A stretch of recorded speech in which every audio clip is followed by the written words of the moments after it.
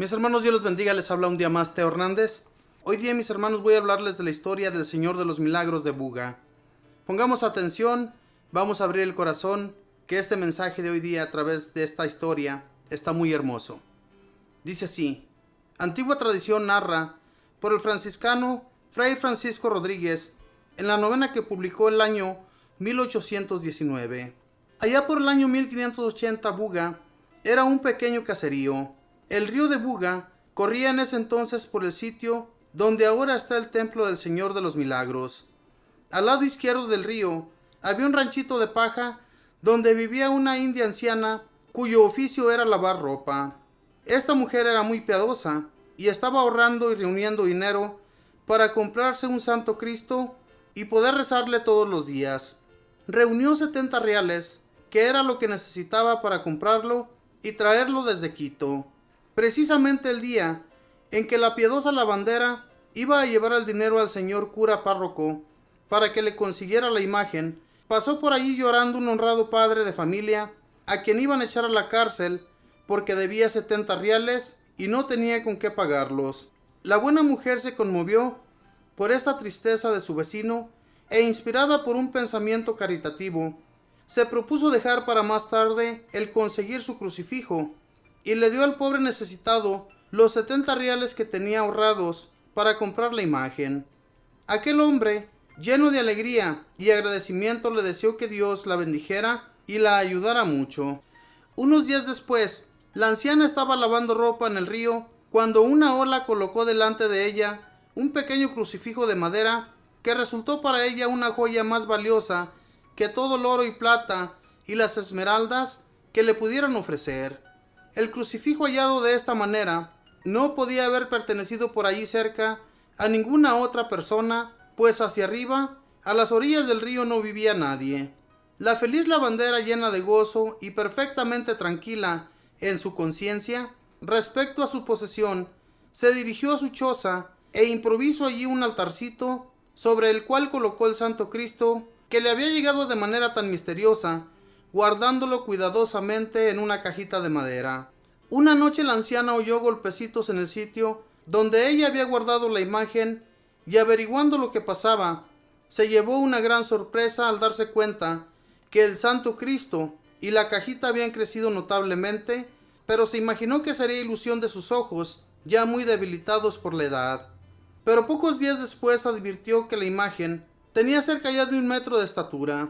Sorprendida por este milagro, les avisó al señor cura párroco y a los señores más importantes del pueblo, los cuales visitaron enseguida la habitación de la anciana y comprobaron con sus propios ojos la verdad de lo que ella les había contado, y que esta pobre mujer poseía un crucifijo de un tamaño muy difícil de conseguir por aquellos alrededores, y que ella no tenía dinero ni amistades para conseguir semejante imagen, y que por lo tanto su existencia de aquel crucifijo allí no se podía explicar naturalmente y que tenía que ser un milagro. Y resultó que la sagrada imagen se fue deformando porque los devotos le quitaban pedacitos de madera para llevarlos como reliquia, y porque todos la tocaban con las manos sudorosas, y se fue poniendo tan fea que ya los amigos del arte, más que devoción, les causaba repulsión. Entonces un visitador especial, llegado de Popayán, mandó que la dicha imagen fuera quemada y destruida por el fuego.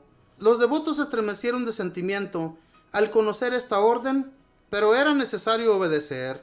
Pero lo maravilloso fue que la imagen, al ser echada a las llamas, empezó a sudar y a sudar tan copiosamente que los vecinos empapaban algodones con aquel sudor para llevarlos como reliquias y obtener curaciones.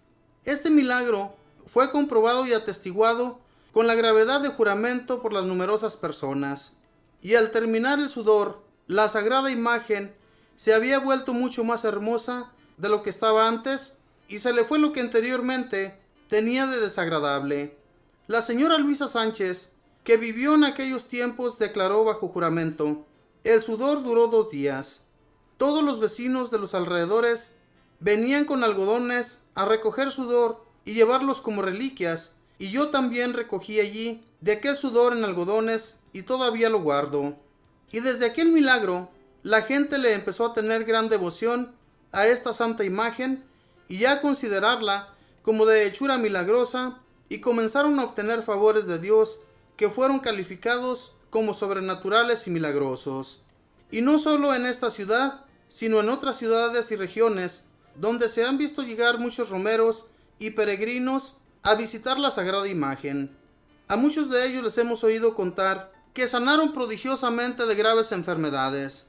Otros narran que se libran de gravísimos peligros al invocar al Señor de los Milagros, firmado y apoyado por juramento.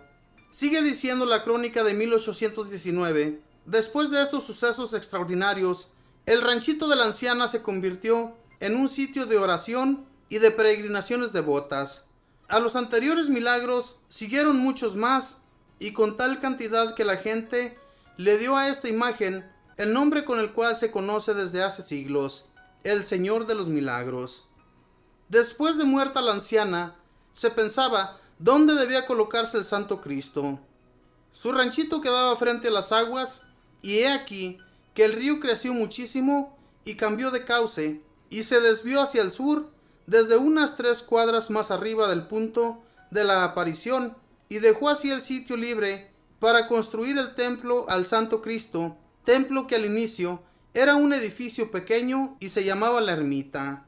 Apenas se fueron difundiendo las noticias de los maravillosos milagros que se conseguían frente al Cristo de Buga, se desató una corriente extraordinaria de peregrinaciones y de devoción. Recordemos que quien hace los milagros no es la imagen, que es de madera o yeso, y no puede hacerle milagros a nadie. El que hace los milagros es nuestro Señor Jesucristo, cuya santísima pasión y muerte recordamos cuando veneramos la imagen del Santo Cristo.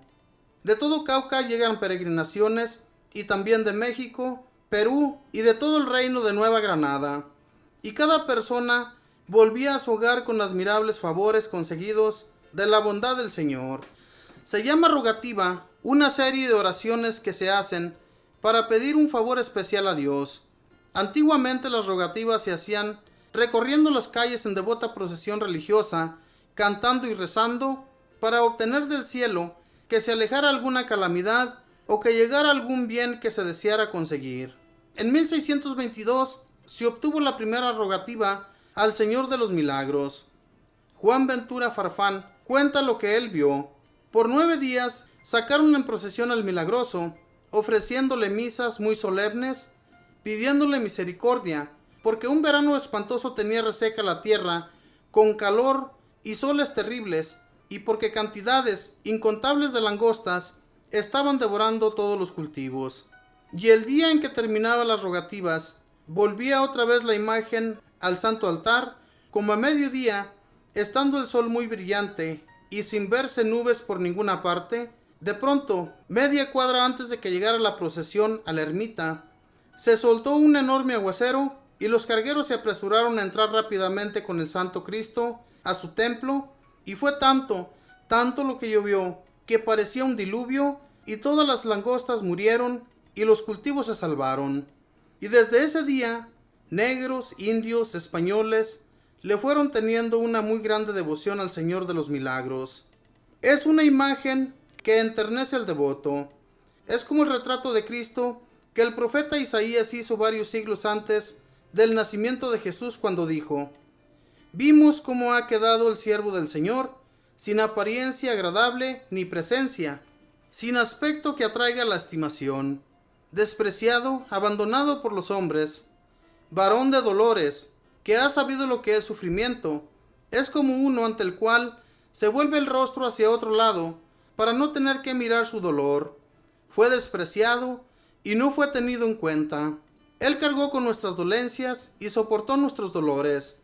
Herido por Dios y humillado, ha sido herido por nuestras rebeldías y triturado por nuestras culpas. Él soportó el castigo que nos trae la paz, y sus heridas han curado las nuestras. Isaías 53. La imagen está tallada en madera, pero esta ha sido reforzada con pasta y se conserva bien, y a pesar de su antigüedad, la cruz tiene unos 70 metros de altura y 1,30 de ancha. La imagen es de color oscuro. La cruz está enchapada en carey y arriba tiene el letrero INRI, que significa Jesús Nazareno, Rey de los Judíos. De la cruz salen rayos de plata que han obsequiado sus devotos, y la corona es de oro y piedras preciosas, obsequios de personas agradecidas por tantos milagros.